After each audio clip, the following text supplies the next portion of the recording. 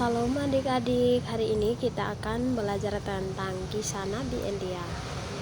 Di zaman ketika langit tertutup dan hati manusia berpaling dari Sang Pencipta, muncul seorang nabi dari Tuhan Gilead.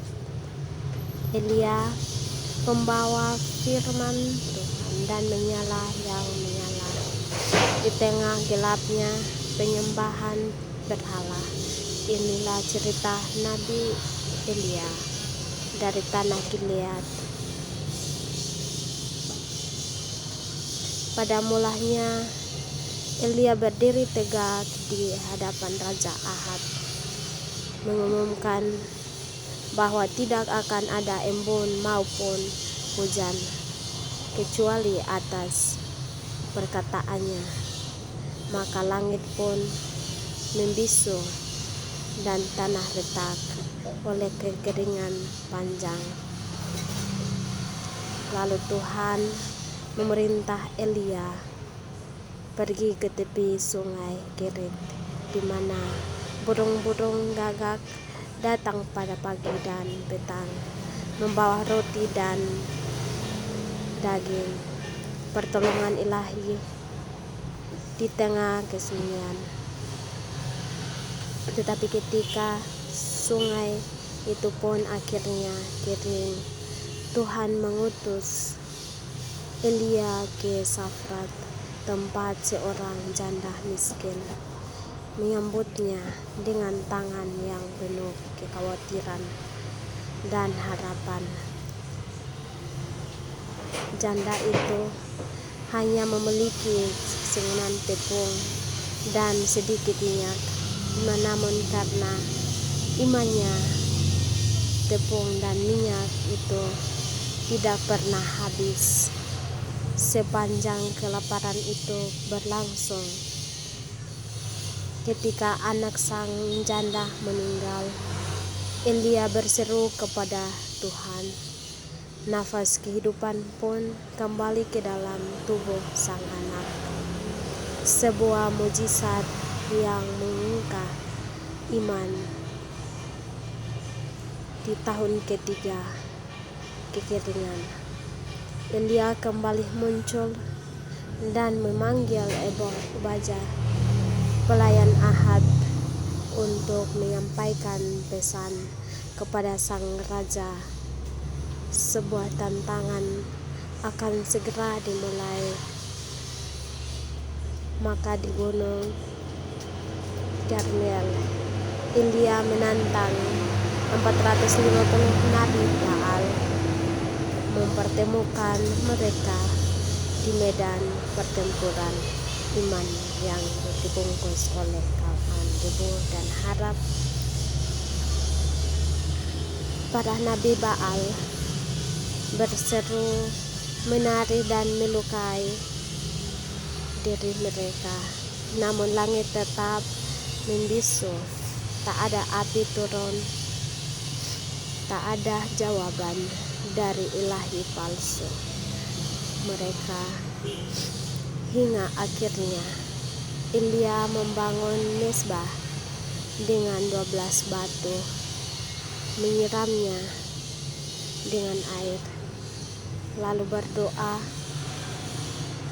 dan api Tuhan pun turun melalap korban kayu batu dan bahkan air yang mengenang.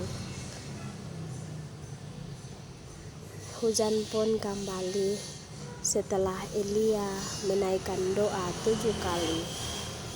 Awal kecil seukuran tangan muncul di cakrawala, membawa akhir yang sering kering panjang. Tetapi kemudian Ratu Isabel mengancam nyawa Elia, membuat sang nabi lari ke padang gurun dan duduk di bawah pohon ara, memohon kepada Tuhan untuk mengambil nyawanya. Elia tertidur dalam kelelahan jiwa Namun malaikat Tuhan datang mengunjungkannya dengan roti dan bakar dan air kerukai, menguatkan langkahnya menuju gunung Tuhan. Sesudah itu Elia berdiri di gunung Herod, tempat ia tidak menjumpai Tuhan dalam badai gampah atau api, melainkan dalam suara lembut yang menyentuh hatinya. Tuhan memerintahkannya kembali ke jalan tugas, mengurapi Hazael sebagai raja Aram, Yehu sebagai raja Israel, dan Elisa sebagai nabi pengganti. Maka Elia berjalan menemui Elisa, melimpahkan jubahnya padanya, berbagai tanda panggilan surgawi. Dan sejak saat itu Elisa tidak terpanggil lagi. Elia dan Elisa berjalan dari Gilgal ke Betel, lalu ke Yeriko, dan akhirnya ke tepi sungai Yordan, di mana Elia membelah air dengan jubahnya, dan mereka menyembah di tanah kering. Tiba-tiba angin ribut datang membawa kereta dan kuda berapi, memisahkan mereka, dan Elia naik ke surga dalam pusaran angin, menghilang dari pandangan mata. Elisa mengungut jubah burungnya, dan kuasa Tuhan pun turun atasnya. Roh Elia tinggal di dalam dia, warisan iman yang tak terpadamkan. Demikianlah kisah Elia, sang nabi berapi, yang berdiri di antara langit dan bumi, menyuarakan kemari dan menunjukkan kuasa Allah. Jejaknya tak terhapus, sebab apinya terus menyala dalam hati mereka yang percaya.